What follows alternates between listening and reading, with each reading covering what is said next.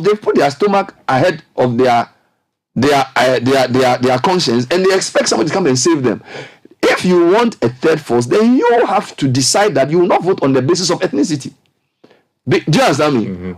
And until we stop, so in a sense, our voting is what has empowered this duopoly. But also, I agree with a large part of what you said. But I think when it comes to the Ghana side, what has also lacked, and perhaps what keeps us away from having a conversation about a third force, and based on the analysis you've done, and like I said, I agree with large parts of it, we are very far away from the concept of a third force, even as what we have described in Nigeria with Peter Obi, in the sense that most of these sentiments would require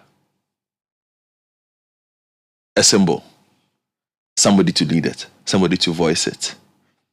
Okay? If you look at where our politics has been, and we tend to be very distrustful and of people now, and that of politicians generally, and that has been born out of how our political history, basically how the various political traditions have treated this country and how the various governments have treated this country. So you have a significant level of distrust that is there. Two, the balancing that Bernard spoke about. And this is personal, if there were even to be a certain kind of groundswell, where it would come from mostly based on where Ghana normally lies, would be religious. But even with that, I have come to the firm conclusion that Ghanaians are more political than religious, although they hide it. They will tell you they are religious, but with the political parties of MPP, NDC have been so effective that they are even able to balance out the religious, because in other places, religion is also a significant push for a third force. But the religion thing hasn't been tested yet. No, it's been. No, that's the point I'm making. It's not been tested in Ghana. I think the political parties. You mean in terms of being more religious than? Yes, you see, you are saying that when it comes to voting, yes, the average Ghanaian is more partisan than religious. Yes, and I'm saying I'll grant you that. Yes, because religion has never been a question in an election yet. Certainly, it could be tested. So I'm granting you that, yes, on the basis of history. Yes, but when I listen to the rhetoric of, put on your TV. Yes. Put on your TV and watch carefully, scan your satellite TV and watch like 20 stations. The kinds of religious things that are put there, and in fact the proliferation of religious houses and religious media is because the Ghanaian psyche is very religious. So the potential is there to weaponize it. The potential is there because if you listen to, I don't want to use people's example, but like if you listen to all the TV, I kind of think they do. They say, and they are doing it openly, and nobody in society it is very easy to weaponize religion. So let's not give ourselves a false sense of security. No, I'm not giving us a false sense of security. I'm just speaking about how far we are from it now, and how the MPP and the NDC as political elements can feel safe, at least for a while, because the factors that require that to happen, if you look at where we are now, it will take a bit more. One, to generate that symbol or a person to lead that kind of sentiment. Two, the effectiveness of these two parties, okay, in keeping their bases satisfied to a certain extent. You see, the satisfaction or dissatisfaction. There's a cynical part of me that even thinks. Calm down. There's a cynical part of me that even thinks that what happened to Indum. There's and I don't have any evidence of this. So and I'm just saying it's anecdotal. I feel like subtly the two leading parties are in agreement in a way, because he could have become the third force if it wasn't for the of course the way he came out of the CPP itself was a problem. But he is Fanti, and you saw what he did in Elmina, and he was sort of using that as a base to build. So, and I'm not saying I wanted him to use his Fantiness, but because we've already said that Fanti people they tend to shift their vote. And Fantis are in both the central and the western region. So if he had been allowed to work for say 5 more years and build a western central base of a following, with the work he's done in Elmina, maybe Cape Coast, then they start seeing it in Takoradi. If Indom had sort of continued on the trajectory he was supposed to continue on, then he will probably have offered, because my main thesis is that you cannot have a third force without a base. And he was in the process of building a base. Now, if you look at how his wings have been clipped, and I don't even see NDC coming out to complain about how he's been treated. But the point is, I'm coming. So I'm saying that. So the cynical part of me is saying that maybe they are saying, Charlie, I call you crack, I am money, I am we are also because he's the closest to a third that we could have ever had, at least for the past 10 years. But he didn't do the work. Bernard. No, he didn't do the work. No. He did not do the work. He was already flawed because of the CPP issue and all that. But nobody's perfect. No, you see, but that is what, again, you see, let us establish the third force. The third forces are the circumstances that lead to the generation of a third force are temporary. And they are very fluid. Yes. Okay, they are very fluid. So Indum had his moment. The time that Indum was the ish for the Ghanaian political community, where supporting Indum was considered sexy, or where he was considered as a viable alternative to what existed, you could look at the triggers of the movement. There was a certain level of dissatisfaction. Those two stay. But they are still there. No. Right? People are more dissatisfied. No. Hold on. But hold on. I'm coming. Let me just land. Calm down. Okay. There were certain triggers that brought him. Okay.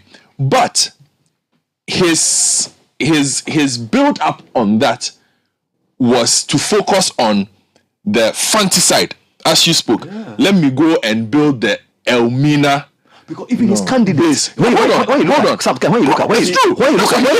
look at even rather than his parliamentary candidates who emerged within the I think this was 2016 election, you could say he has some quality people within the Western and Central enclave. But don't forget he was a member of parliament. Yes, that's what we are saying. That his base, actually assembly member. Yeah, so I'm saying that his base could have been.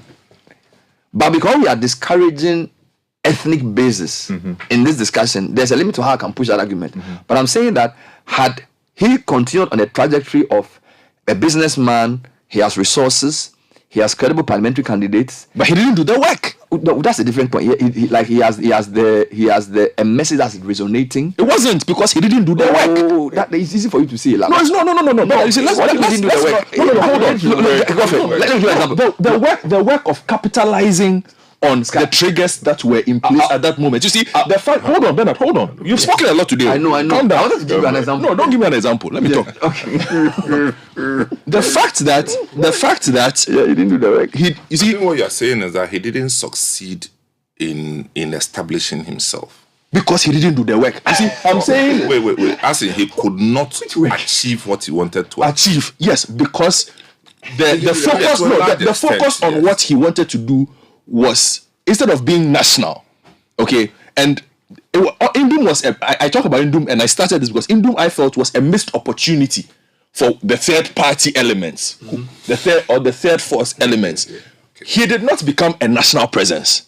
What I wanted to say to you is that on mainstream media, there was a particular period where when they were empaneling, you usually have an NDC rep and an MPP rep. For some stations, for what is worth, there was a PPP rep for some time in the country.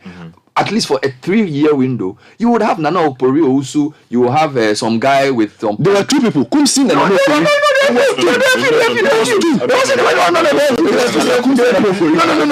No.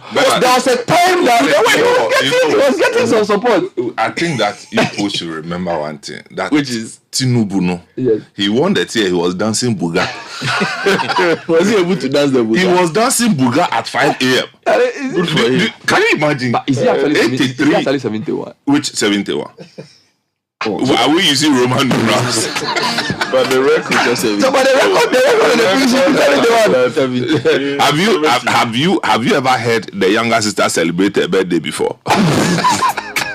So lose. The records are 1970. No. Go with the record. No. He has a younger sister. Oh, the younger sister can't celebrate her birthday. Otherwise, Charlie, it will blow me my cover.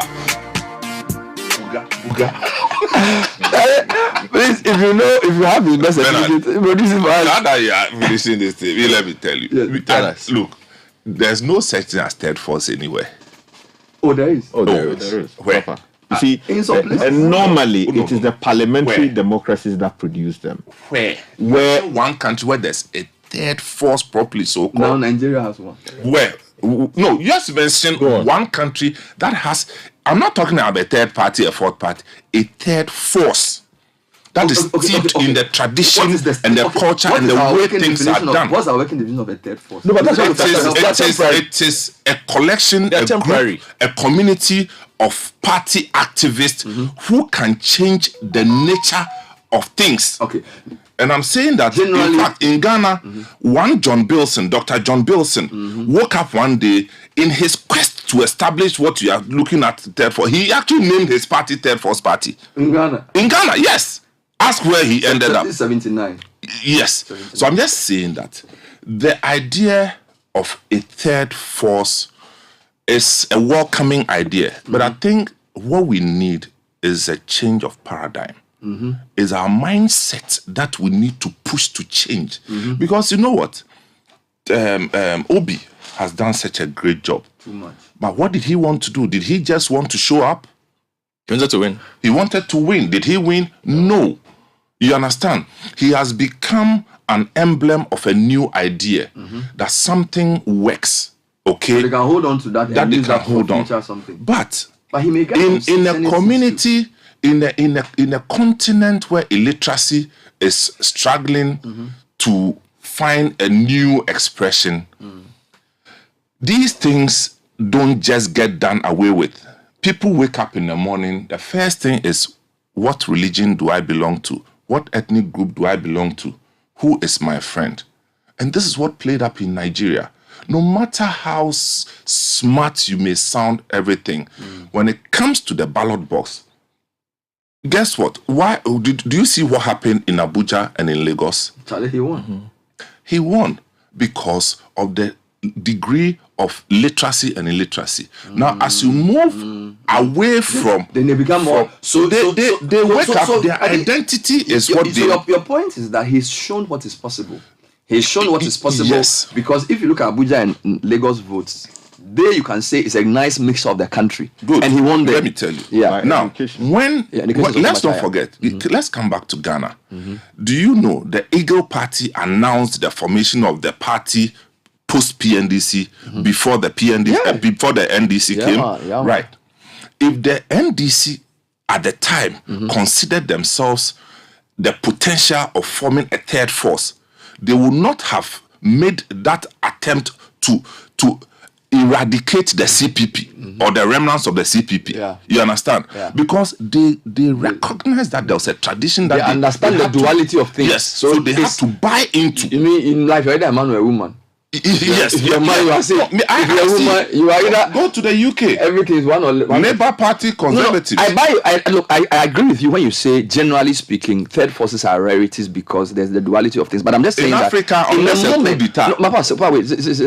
there are certain moments, based on his point, that there are certain moments when those things emerge. So in the steady state, They are it's rare. either left or right. They are rare. But yes, so there are things that trigger those You see, things. what I'm saying is that is the use of the whole phraseology of a third force.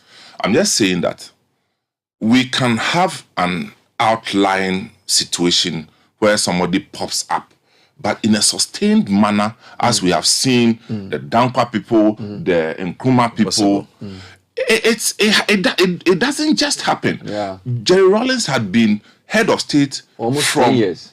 81. 79 for a few months. So and then came I back even in 81 to 81 to how many years would Almost that be? 11. Now, this person wants to form a political party. If a third force were plausible, he wouldn't have needed to tap into the base of the existing traditions. I think you have made That's the the point. point I think I'm you have made making. the point. You see, and this is the problem we have. And it's linked to illiteracy and other primitive ways of doing things. That you can have. Look, The mindset. So I think the mindset thing is so very powerful. Mindset. You and me, we are here. If I said that, can you mention one name in your own circle of friends or with your experiences in Ghana that you think this one person fits the role of a president of Ghana? Can't you mention some? We will mention. Yes. But what does it take to become the president? You have to put in the work. Exactly. You have to do the work. You have to do the work. And you need to do the work. You need a vehicle. You need and the party work. No, it's not what you can do. You need a vehicle. One of a political party. Two of an existing tradition. Yes. If you don't have the tradition, you will waste money. Yeah. Look, Obafemi Awolowo, why didn't he ever become president in Nigeria? He had all the money. The people were not smart. They're not plenty. Yoruba man, Charlie. Yeah, and even Azikiwe even did worse. In fact, when you look at the results in the 79 elections, Azikiwe had like 15%. They finish him. Yeah. So I'm just saying that, you see, this tradition thing is key. The only thing that can fight it is continuous education. And the work of the media and the Franklin Kudjo's people, civil society can groups then help to change people's minds. It's the end. I need to pay salary. Is the NDC a tradition? It is. Is there a Rawlings tradition? Hang on. Jumbo. We can debate that. I do not think that they have earned what we can call a tradition yet. We can debate that because it's a hybrid of what the legacy of Kwame Nkrumah. Okay, because if they are pushed to the wall, who do they mention? It's Nkrumah they mention.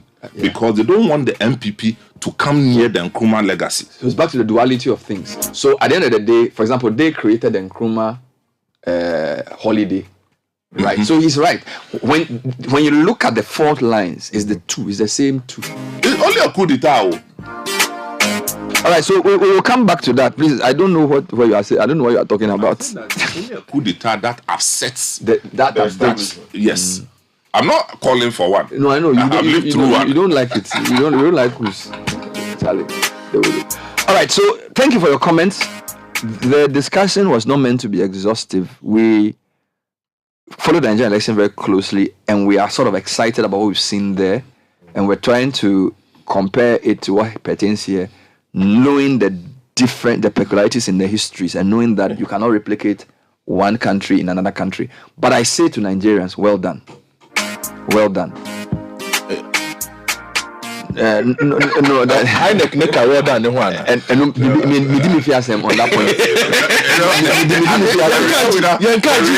That police commander, the one who was asked why the children are voting. I said what? He said, there's a genetic disorder of some of these children.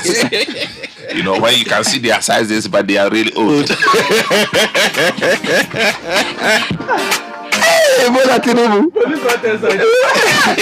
Genetic disorder. But if you put everything aside, then if it wasn't that Bola Tinubu was old, right? If the Bola Tinubu I have known and heard about, probably like 10 years ago, when Nigeria's president, they will do very well because if you're president 10 years ago, yes, the man's track record and what he's been able to do in opposition. Yeah, but you see, you know what I'm saying? Yes, now they are alleging the sister that is the baby, we don't know his age and everything. But if the Bola Tinubu I know, he's 70. Stop that. If he can show, if he can show any remnant of the form that he had in 10 years ago, they have a good guy. Yes, but the point is, 40 years ago, yes, 40 years ago, Bola Tinubu was still a big man in Nigeria. Charlie. Papa, the likes of Saraki, when Adamu Ata and all those people were there, the name Bola Tinubu is not the new name. They know him, so that's my point. But there's 17.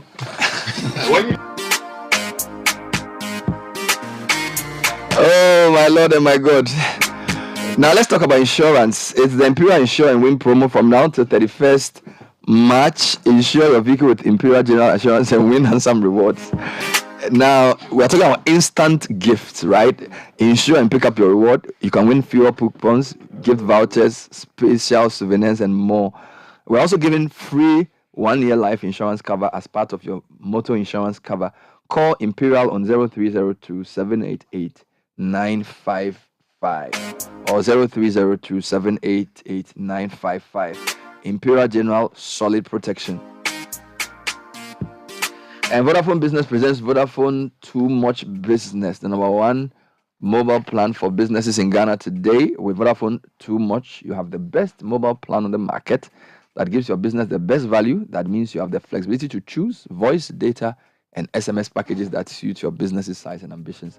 Get more minutes for Vodafone to Vodafone calls and calls to other networks, data, and SMS in one complete mobile package. You can also take your business to the next level with Vodafone Too Much Business. Send starts to 0507 779 000. Vodafone, further together. And if you want to boost your business with social media, join the Social Media Masterclass for Business Executives brought to you by the Institute of Digital Marketing. Learn the techniques, tips, best practice, and insight from leading industry practitioners and professionals. Now, this is on the 4th of March at Alisa Hotel, the Saturday, from 9 a.m. to 4 p.m. Rate is 1,450 cedis, where you will understand social media, how to audit your business social media accounts, how to develop content and use the hexagon framework, and do a lot of things. Now, to register, call or WhatsApp 0244 767 801. That's Maximus 0244 767 801, or simply dial star 713 star 33 star 032 hash. IDM building competencies for tomorrow. You can also go online, idm.edu.gh, to register. And if your health is important to you, visit Vigdang Healthcare, a Ghana Health Service certified healthcare center that specializes in kidney stones, hepatomegaly, hypertension, fatty liver treatment, and more. We specialize in using 100% natural medicine in all treatments. You can also reach us on 054 995 1211. That's 054 995 1211. And Coronation Insurance is giving out up to 2,000 cedis worth of fuel coupons and other amazing prizes in the Coronation More to Win promo. To participate, buy your motor insurance using the Coronation Insurance digital platform. Dial star 789 star 115 hash or visit mycoronationinsuranceghana.com. Any fuel coupon you get is redeemable at any Shell station. Don't forget the short code is star 789 star 115 hash. We'll tell you about what to expect this March when we come back. And then my first episode of your Honest series with Kweku Dakwankra, where I'll be speaking about the Akwabu people. Opanas people. When we come back, stay with us. This is the Citi Breakfast Show, the city's biggest conversation. Keys. What could be simpler than a key?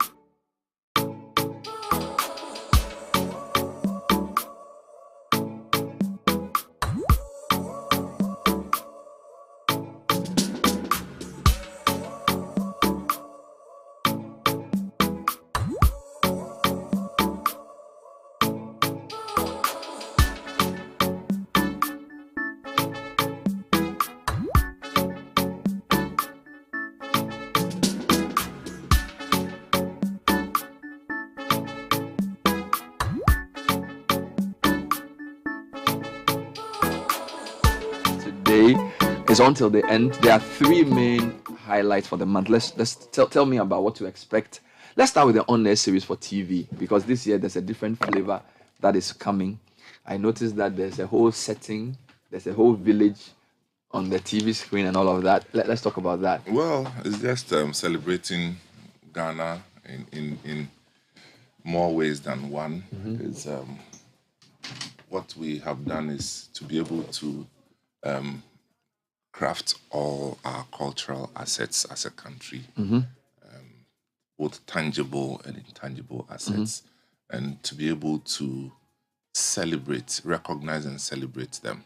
So this is the Heritage Month, telling our stories, revisiting our past successes as a nation, also trying to educate people on some of the institutions and organizations that's contributed to our being a nation. And so there's a series on the history of the Ghana Armed Forces, for instance. We are also talking about people and places, which you have also dealt with, Kwekuda Kwankra. So this is generally the on-air series will be zeroing in on the cultural assets. So the Heritage Month was what we've been doing. We've done almost 15 years, I believe. Yes. And it used to just be the on-air series. Yeah.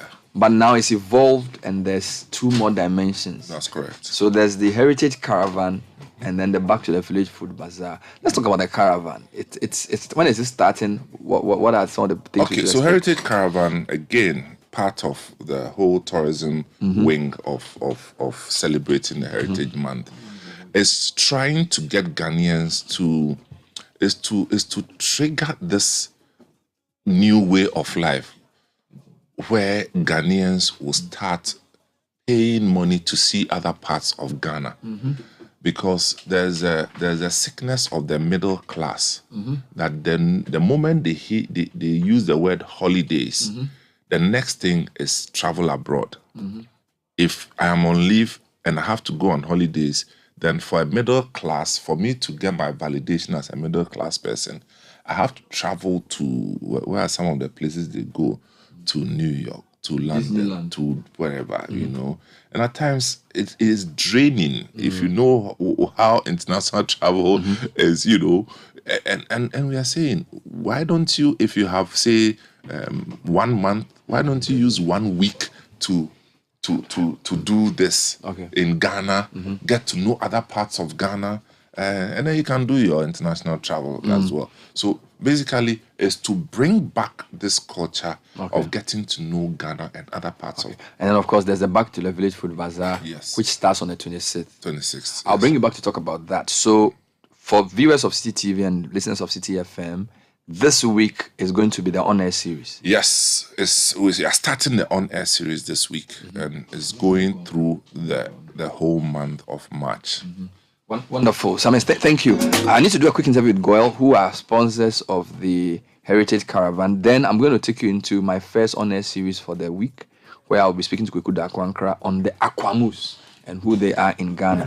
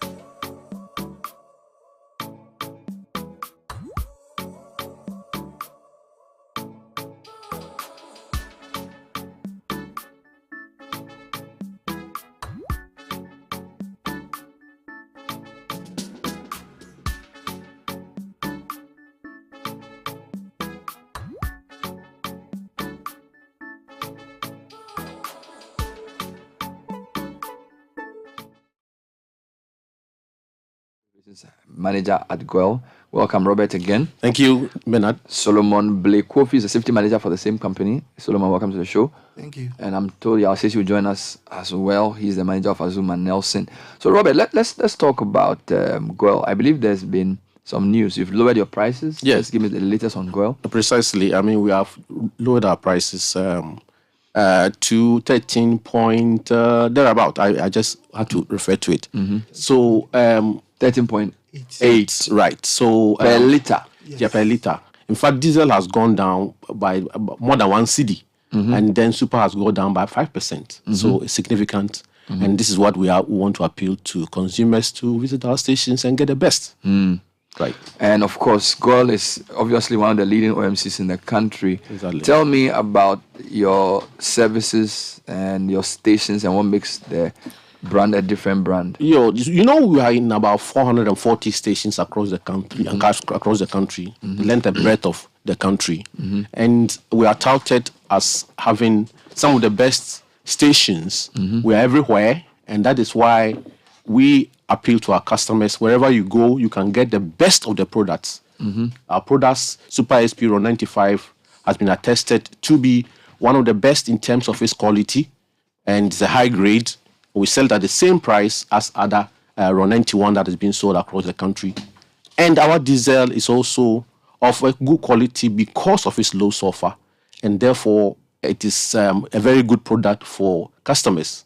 So when customers buy, they get their money's worth, and they get their quality in terms of the performance of their vehicle. That is what brands us as the best in the world and our number one oil marketing company. So, Solomon, we hear Goil Ambassador Azuma Nelson, who we know is an inductee into the Boxing Hall of Fame, is organizing a health walk with Goil. Tell us a bit about it and why Goil is involved in this. Okay, thank you, Bernard. Essentially, as part of our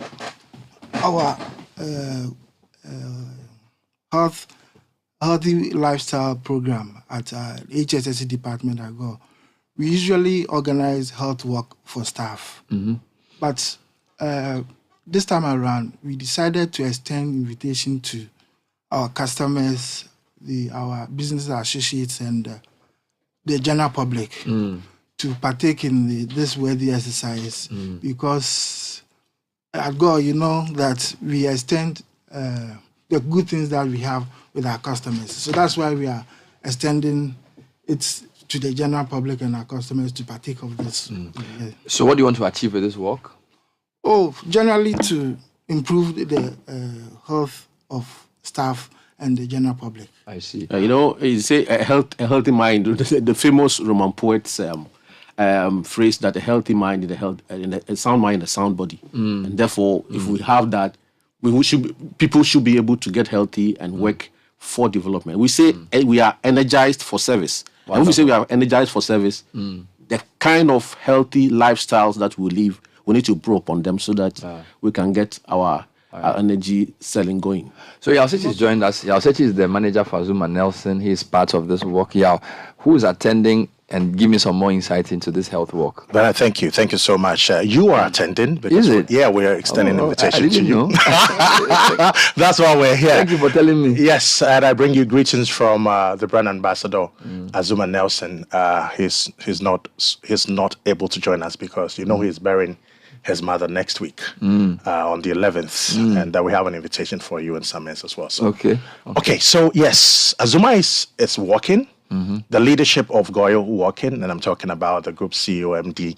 I'm talking about the board chair, Reginald Laye. You call him Gedi Laye. Okay.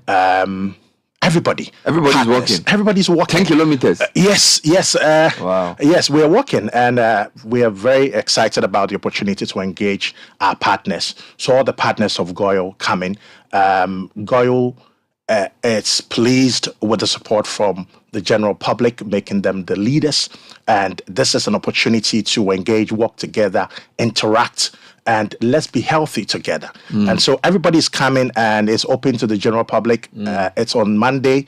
It's a holiday. We're starting from Elwak Sports Stadium. We're walking through Aviation Social Center towards the airport shell. We'll turn left and walk back to 37. You see that loop. You get it. So it's going to be fun. And so we encourage encouraging everybody listening to us this morning to make it a point to be there, work with us, interact with Goyle, and let's be healthy together. We understand that there are some rewards for participants. Yes. I mean, there is the Gold CU Award, which will be rewarded to the most outstanding of our people who take the walk. And there's a brand ambassadors walk. Okay. Obviously, in recognition of Azuma. And then there's a Good Energy Award. Okay. Presented to the most inspirational participant at the walk. And then there will be lucky dips also for people who drop their business cards, registration cards after aerobics, so that they can randomly pick some of the cards, and at the end of the day, we reward them. So there'll be rewards for people who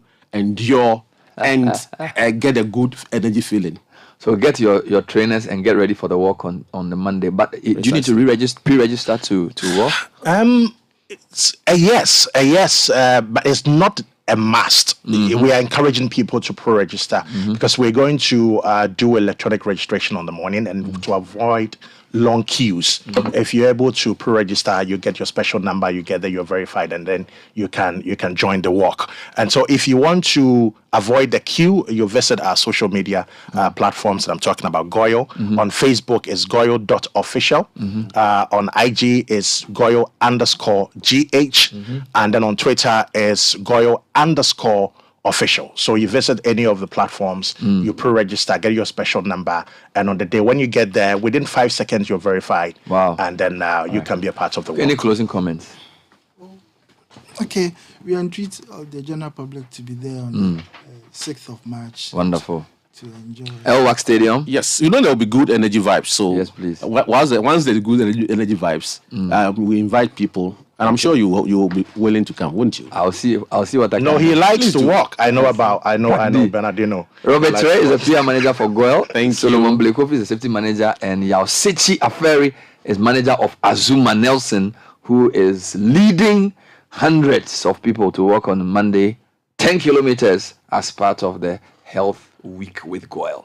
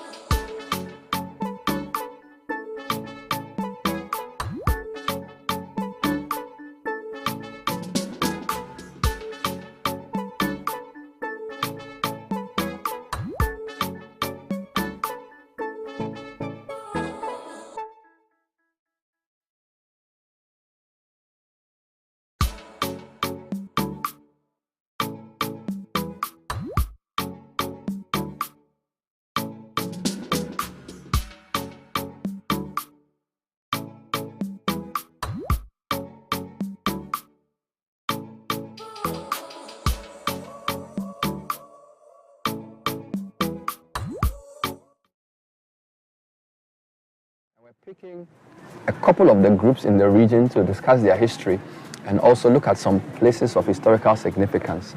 My guest is Kweku Dakwankra, who I call a polymath.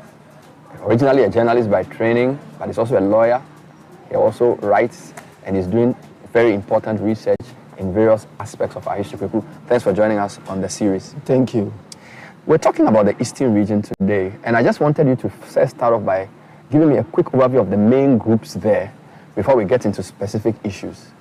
So first and foremost, I'm a law student. You are a law student? I completed LLB. I've not gone to the So they're not called to the bar yet? Yes, so someday, when I finish the PhD, very soon. Then you can be called, I get it, all right. Yeah. Eastern region is very interesting for me. It's one of the most diverse regions in terms of physically seeing, but even in terms of people groups as well. They are quite significant historical groups and also groups there now that are worthy of note, are they not? Yeah, they are. So, as you said, it is a multi-ethnic crucible.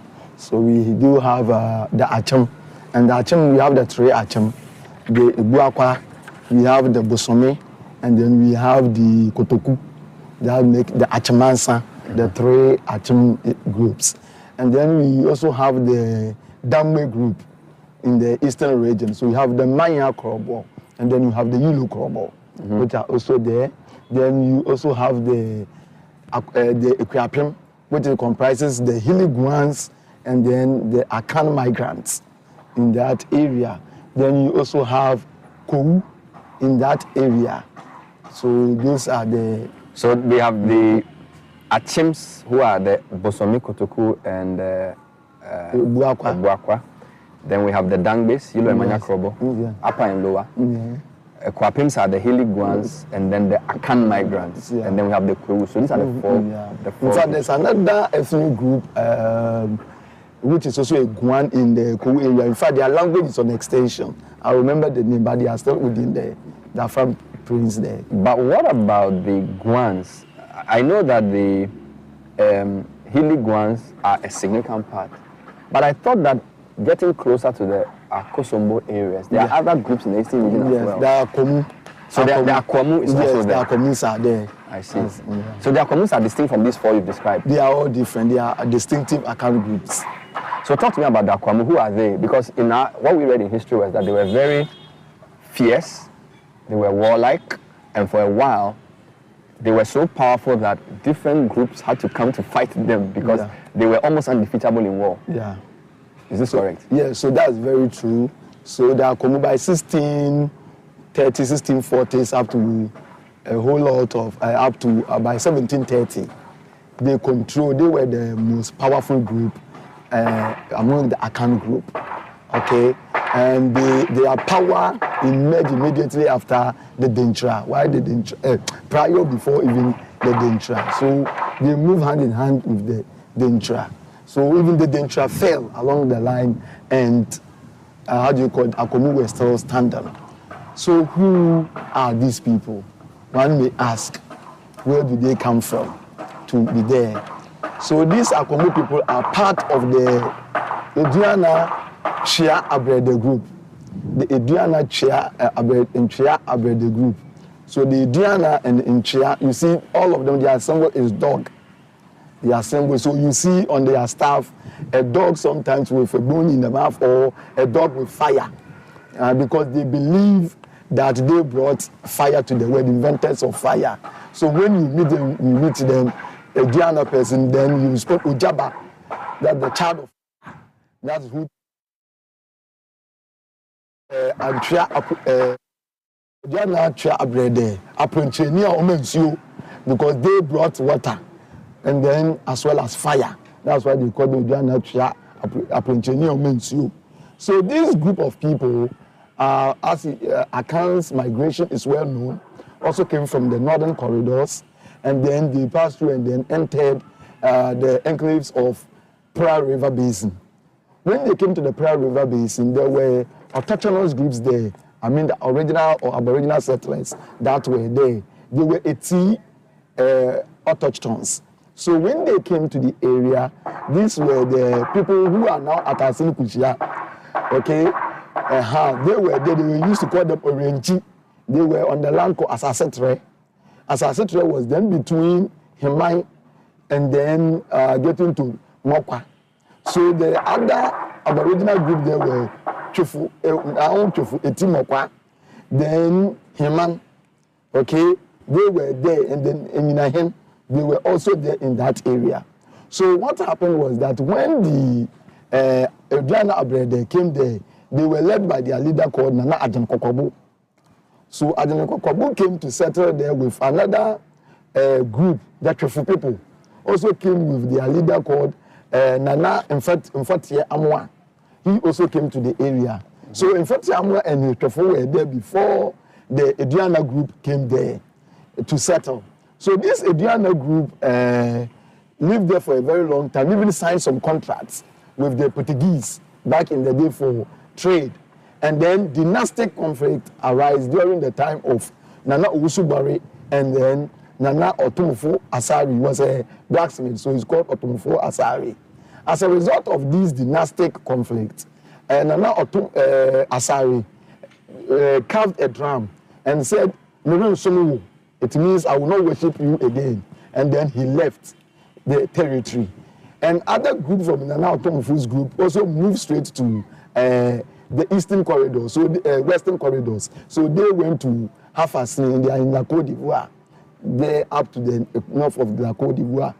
So when they went, they did a group that when they went to settle there, and then Nana Otumfuo Asari and his group moved all the way to the eastern region.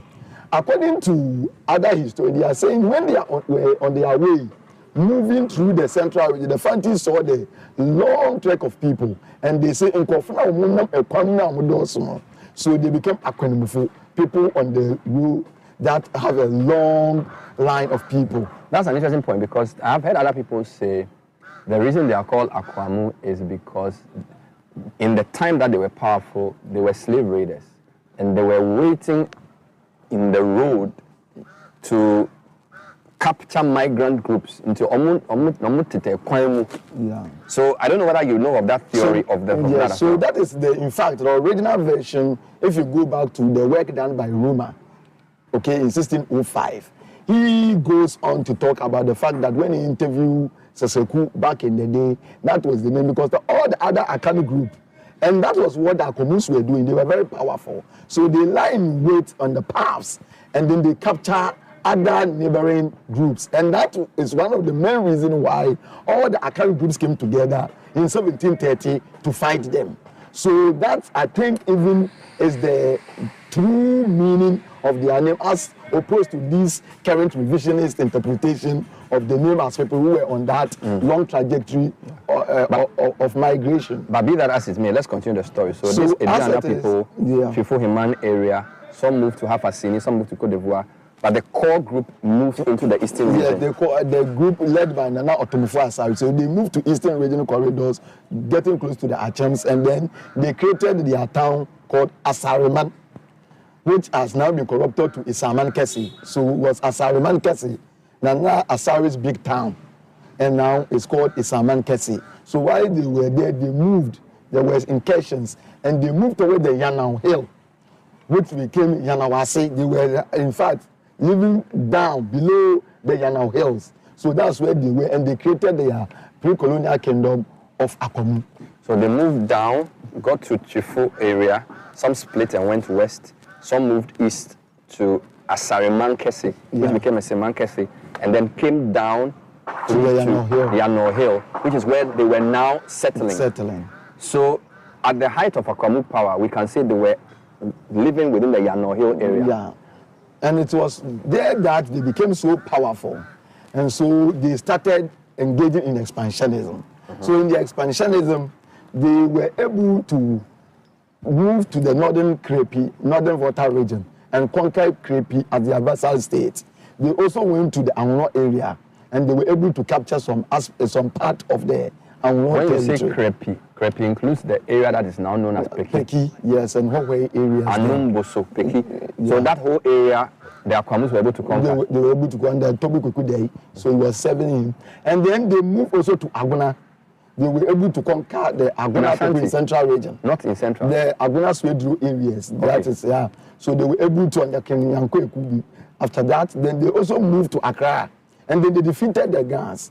So the Gans were under Akomu sovereignty for over 27 to 30 years. Okay? When they defeated them, and then Gans have to flee from Accra all the way to where it's now called Aneho. That's where they went to keep the stool, as the Ghan history will tell you. So Akwamus are fighting Krepi and Angolo to the east. They are fighting Agona to the west. They are fighting Ghan to the south.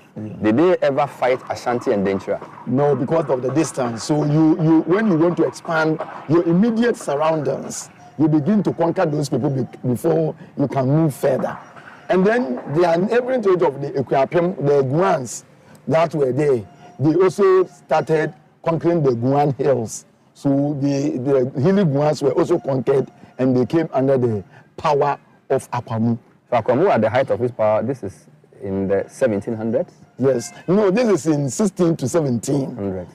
Started. So it was at this height that they had opportunity to trade directly with the Danes people at the Osu Castle.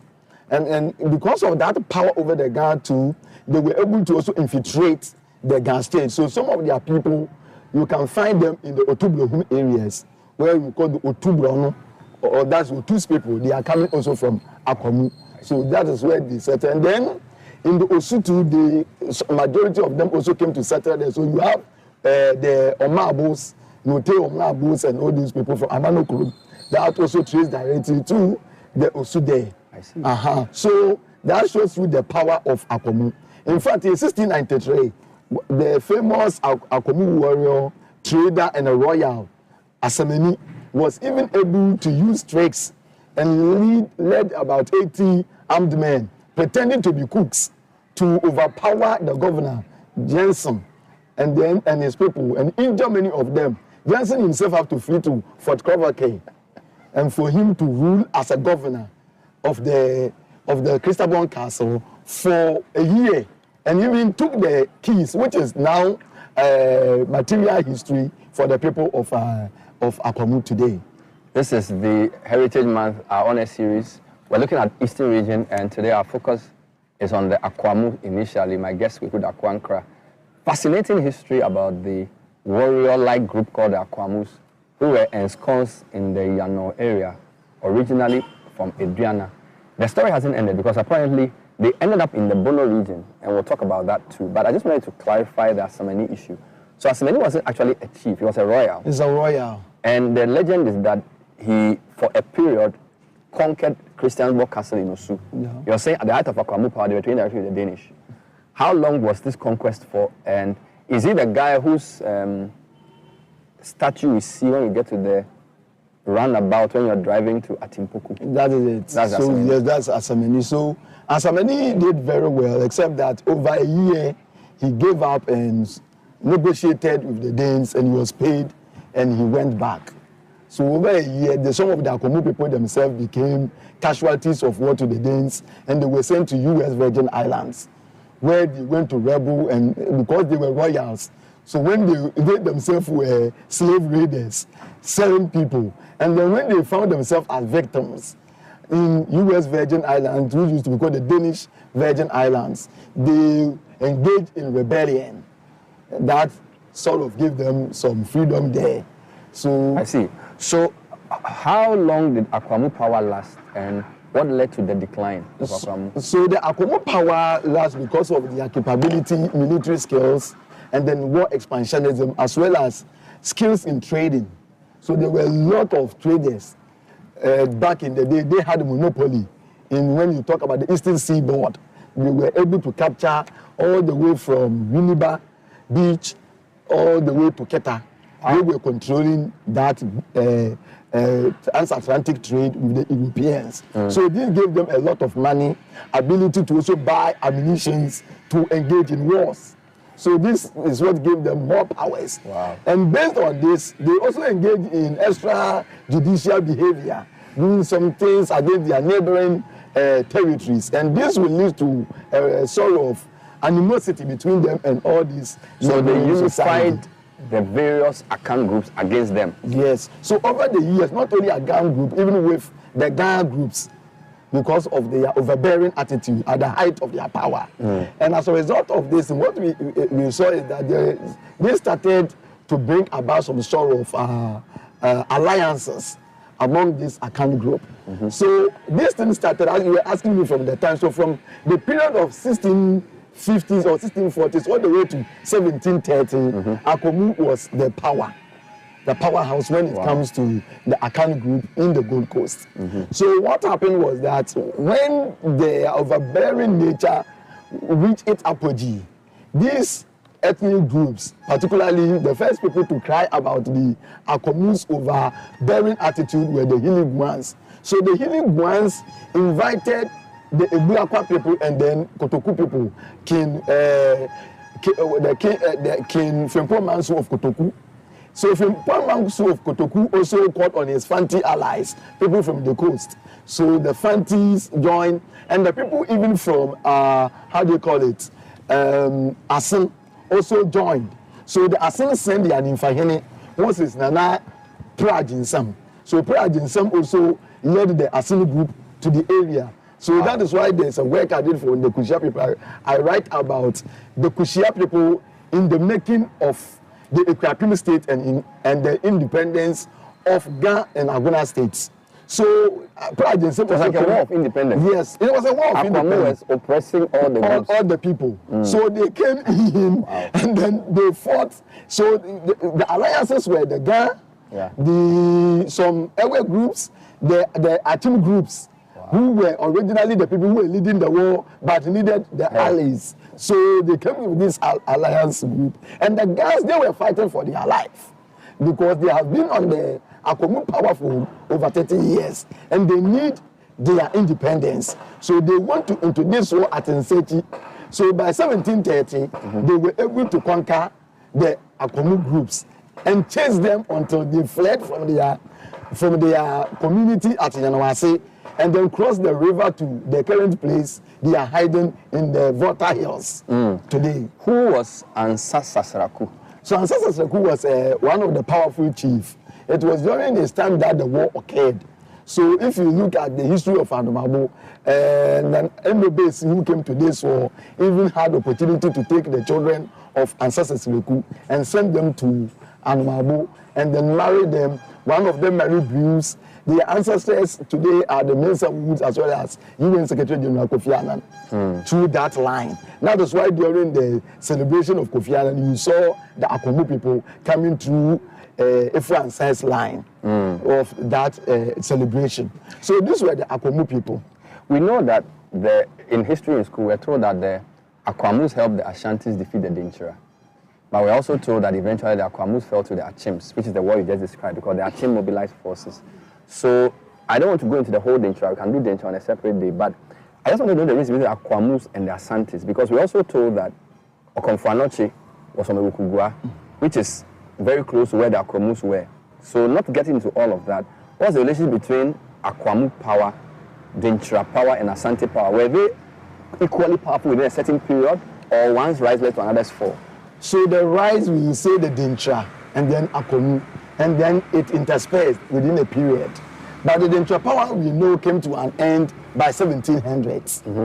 From the 1640s to by 1697, there was a war between the Ashantis and then, I won't even call it Ashanti because I will call them the pre-Ashanti states because they were independent states like Kwaman, Mampong, Kumewu and others.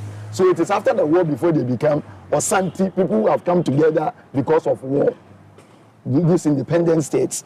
So what happened was that that was the connection. So the Akomu power merges with that of Dinchira. And then while Akomu was still at their power, Ashanti state also emerged to join. Because we are told... And Ashanti outlasted Akomu. You were given a difference between Akwamu and Ashanti and Dinchira in the sense that you were saying the Akwamu were not necessarily interested in statehood. They were more interested in conquering. They were traders, as against Ashantis who were trying to build some... What's the difference so in that? When you go, you see that the Ashantis deliberately had a statecraft, and they had a lot of invention, bureaucracy, creating certain offices with intention to last. So you see, actual state building, which has been the blueprint that today most of the chieftaincy are taken from. So they built on what Akwamu has done, they built on what Dencha has done, and they perfected it. And so they adopted from both sides. Yes, and they also opened their doors for people from various ethnic groups to come in. And then they, under the conformity, they come out with a concept called Obinchro Biase. Okay? Wherever you come from, nobody needs to show where you are coming from, just to ensure unity. It is just like the Ghana people talking about Abakuma word. Yes, strangers. Which is how when you go to Mensia, you see different places for different groups and all of that. I just wanted to sort of wrap up on the decline of Akwamu. So it was this war that the Achims sort of led to the defeat of the Akwamus. We do know that Akwamus held the Ashanti against the Dintra. But what I wanted to do was to wrap up the movement, because I've heard people talk about places in BA. For example, Adwa Ebo-Afari wrote a book about her father. And if you read the book, she refers to the links between Doma and parts of the Akwamu state, which I'm not sure I got the full story. So you started from Ediana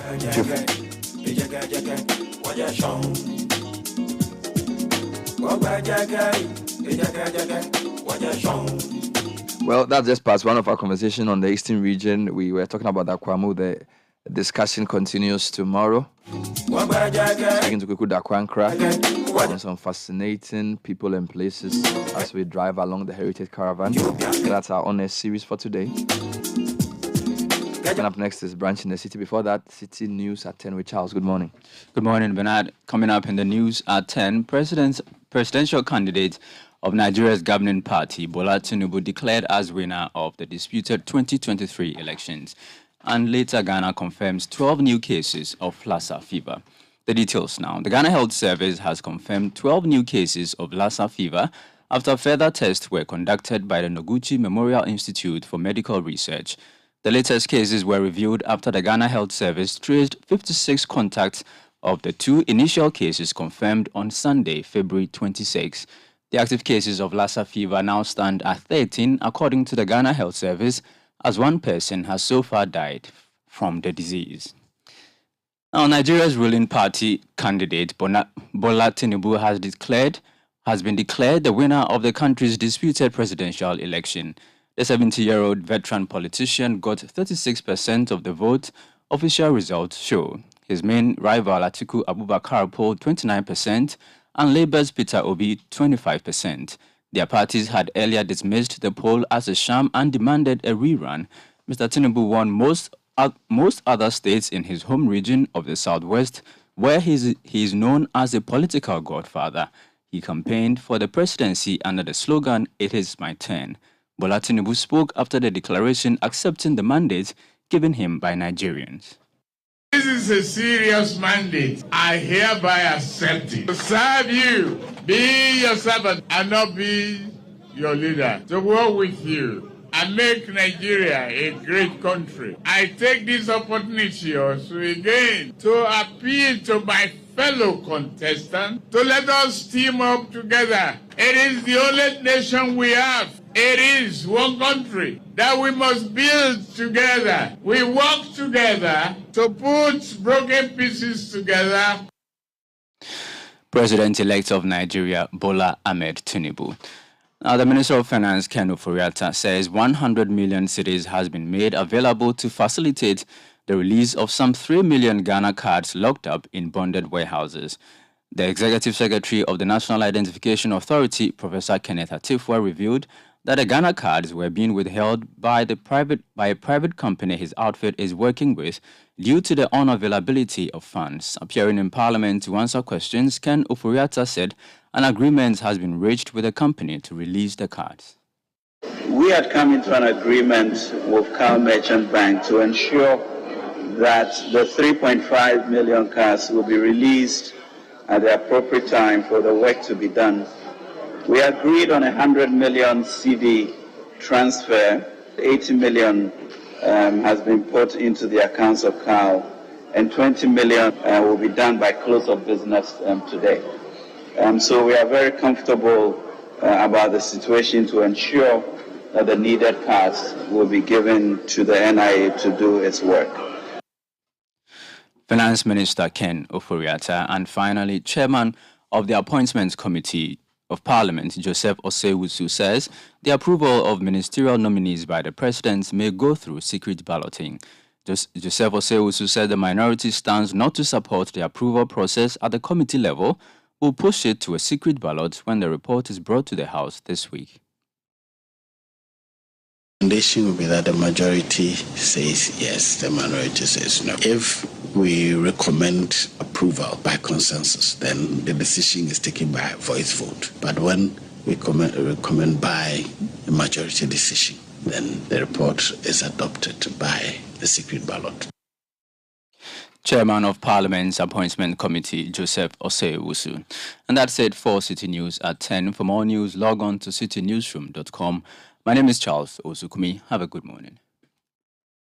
City News. We speak first. Reach our hotline on 0302 224959 and get interactive on Facebook, City 97.3 FM, and on Twitter at City 973.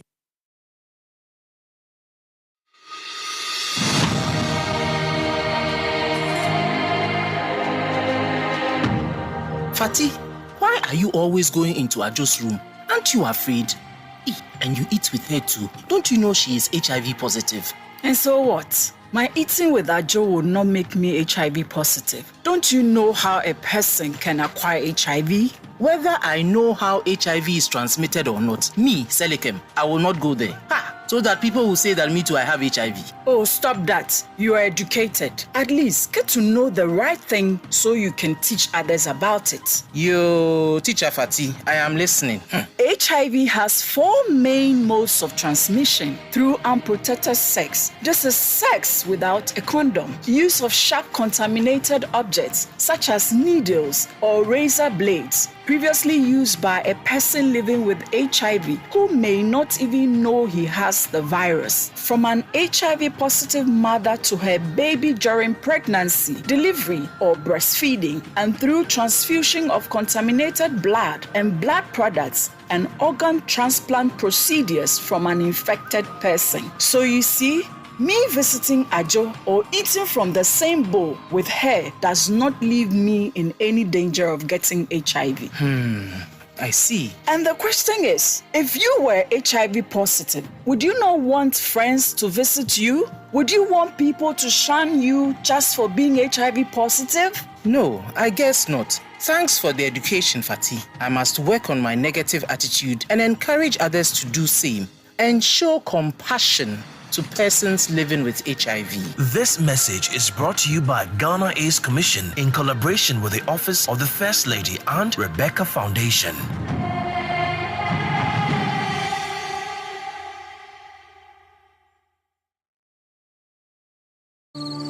Ghana, the land